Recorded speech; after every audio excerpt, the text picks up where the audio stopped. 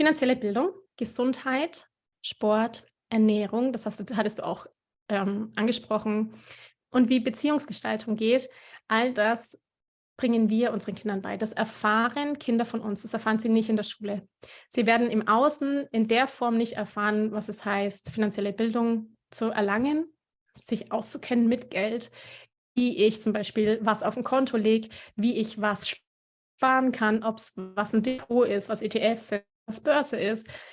Sich vor allem in dem Alter auch schon Ziele zu setzen, finanzielle Ziele zu überlegen: „Was möchte ich denn eigentlich erreichen? Was möchte ich mir denn mal kaufen?“ Und natürlich auch zu überlegen: „Wie kann ich investieren? Also, wie kann ich es schaffen, dass mein Geld mehr wird?“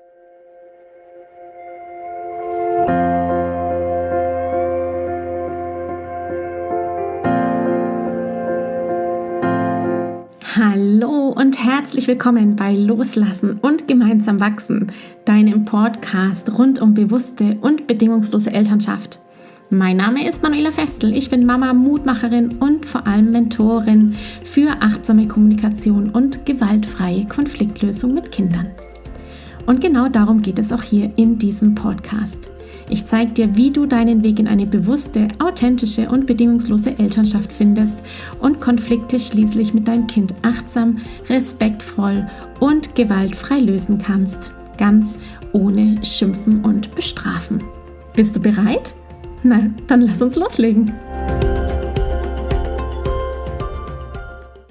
Bevor es gleich losgeht mit der heutigen Episode, möchte ich dich ganz herzlich zu meinem Adventskalender verbunden sein. Mehr Verbindung und Nähe im Familienalltag einladen.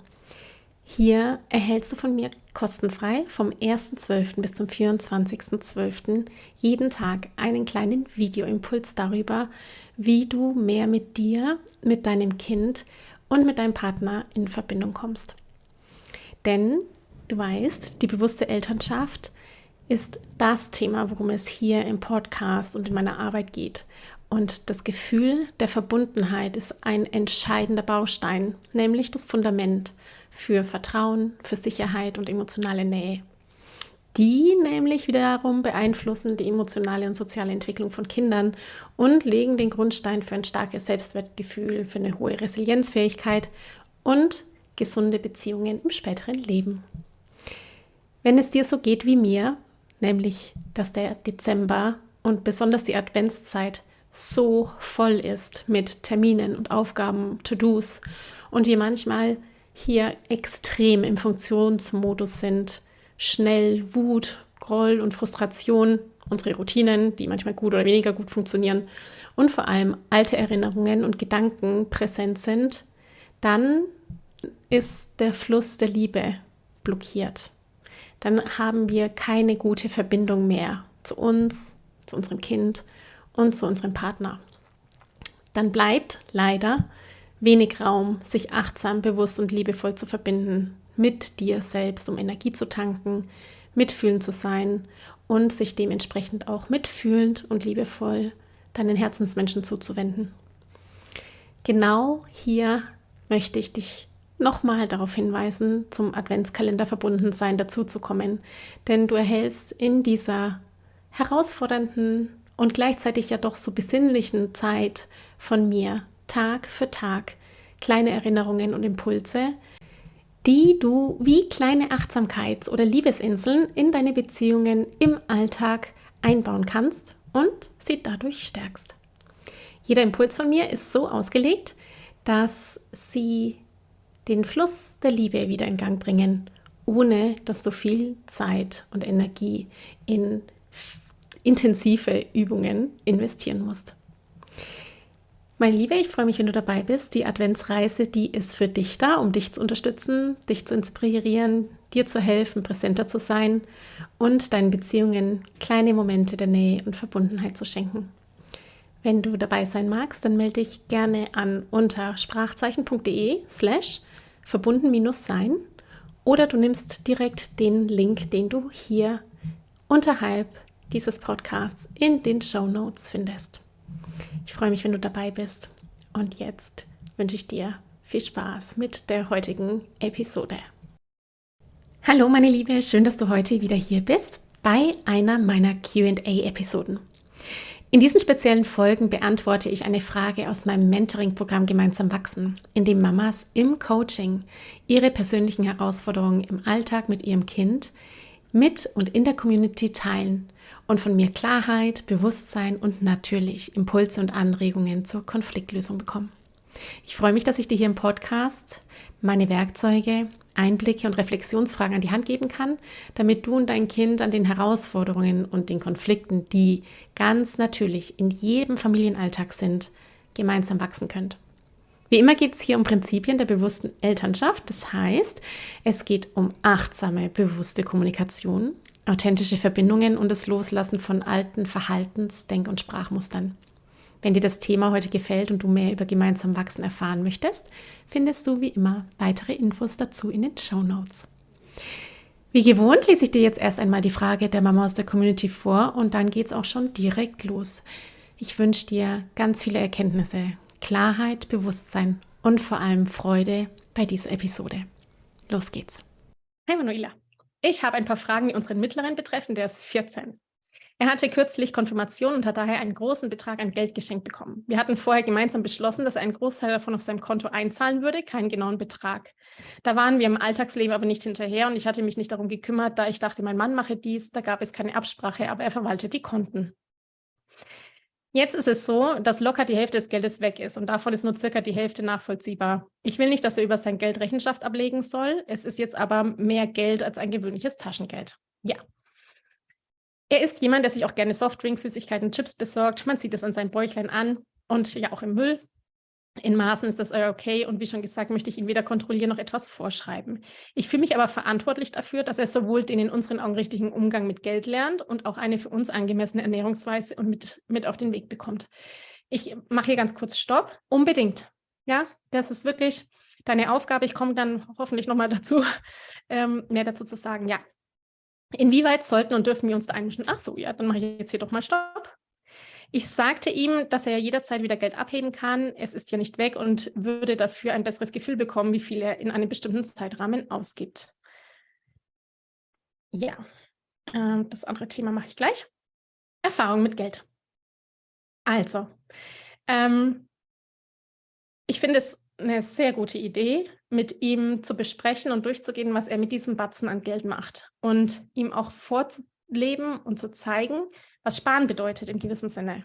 Und hier fängt eigentlich beim Thema Geld eine ganz große Sache an, worüber wir sehr lange sprechen könnten. Und ich wahrscheinlich auch mal jemanden dazu einlade von den Beziehungsinvestoren. Das ist die Maike Töpper-Wien und der Mike Schäfer, die auch ein Buch geschrieben haben, das heißt Mein Geld, dein Geld. Das könnte ich euch auch gleich mal verlinken. Mache ich hier Buch von Mike. Und zwar fängt finanzielle Bildung ja mal wieder bei uns selber an. Wie so alles. Das heißt, finanzielle Bildung, Gesundheit, Sport, Ernährung, hattest du auch angesprochen, und wie Beziehungsgestaltung geht, all das bringen wir unseren Kindern bei. Das erfahren Kinder von uns, das erfahren sie nicht in der Schule.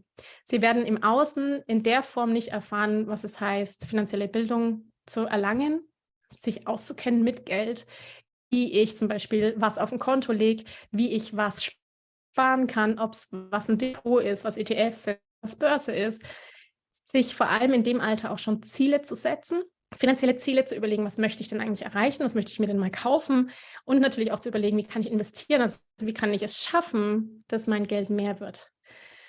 Und da fängt es bei uns an und ich weiß, dass es ein Mega-Baustein ist. Es ist auch mein mit Abstand größter Baustein ist bei mir auch finanzielle Bildung, nämlich weil das einfach so groß ist und komplex ist und ich mich da auch manchmal wirklich davor drücke und scheue, weil mir dieser Berg manchmal so groß vorkommt, obwohl ich weiß, dass ich kleine Schritte gehen kann. Also das ist einfach so, da betrüge ich mich ein bisschen selber. Finanzielle Bildung heißt, dass wir es den Kindern auch vorleben müssen, also dass sie von uns quasi lernen, wie das geht. So. Und im Alltagsleben nicht hinterherkommen, kenne ich und ist alles gut, genau so ist es. Es hilft dir, jetzt wieder zurückzukommen und zu überlegen, wie könnten wir das machen. Vorschreiben und kontrollieren ist ja so ein bisschen das Thema. Das heißt, vorschreiben, kontrollieren, wie er mit Geld umgeht. Vorschreiben, kontrollieren dahingehend, was er isst und trinkt. Und beim nächsten Thema ist es auch nochmal ein bisschen vorschreiben und kontrollieren. Inwieweit sollten und dürfen wir uns da einmischen? Unbedingt. Einmischen im Sinne von vorleben, begleiten und führen. Das heißt, mit ihm ins Gespräch gehen. Er ist alt genug. Was möchtest du mit dem Geld machen? Was sind deine Ziele mit dem Geld? Überlegen, wie man diese Ziele erreicht. Mit ihm lernen. Mit ihm finanzielle Bildung lernen. Gleiches gilt für Essen und Trinken. Es ist schon unsere Verantwortung als Eltern, dass wir ohne zu manipulieren, ohne unsere Macht zu missbrauchen und ohne irgendwelche Belehrungen zu machen, die Kinder an der Hand nehmen. Das heißt, wie ich vorhin schon mal ganz kurz angesprochen habe, wirklich zu führen im Sinne von, ich zeige dir, wie es gehen kann. Und es gibt Dinge, die möchte ich einfach so, die sind wichtig hier für mich oder für uns. Das ist ein Teil unserer Werte. Und wenn das so nicht klappt, dann brauchen wir einen Weg. Und das ist wieder die Konfliktlösung. Das heißt, du wirst in den Konflikt an irgendeiner Stelle kommen. Und der Weg ist eben nicht zu herrschen, sondern eben zu sagen, das wäre meine Lösung. Bist du damit konform? Und wenn nicht, dann gib mir eine andere Lösung, einen anderen Lösungsweg, mit dem ich gehen kann. Ja, die Kinder brauchen das, meines Erachtens, meiner Erfahrung nach, weil sie ja nicht wissen, wie unsere Welt funktioniert. Das heißt, sie brauchen uns erwachsene Leute, um zu wissen, wie man erwachsen ist, um zu wissen, wie erwachsenes Handeln funktioniert. Und zum erwachsenen Handeln gehört eben auch Verantwortung und Macht. Das bedingt es beide. Verantwortung und Macht gehört zusammen. Wenn ich viel Verantwortung habe, habe ich auch Macht. Wenn ich viel Macht habe, habe ich auch viel Verantwortung. Es bedingt sich einander. Und erwachsen zu sein heißt, dass ich mehr Verantwortung trage. Und wenn ich mehr Verantwortung trage, habe ich auch mehr Macht. Ich habe mehr Macht, soziale Macht und soziale Verantwortung. Das heißt, wie gehe ich mit Menschen um? Und ich habe gleichzeitig natürlich auch die existenzielle Verantwortung, also mich betreffend. Was tut mir gut? Wie viel Gesundheit oder welchen Stellenwert hat Gesundheit in meinem Leben? Ernährung und Sport in meinem Leben. Und die Kinder lernen das von den Eltern und brauchen da die Anleitung dafür, zu wissen, wie das geht.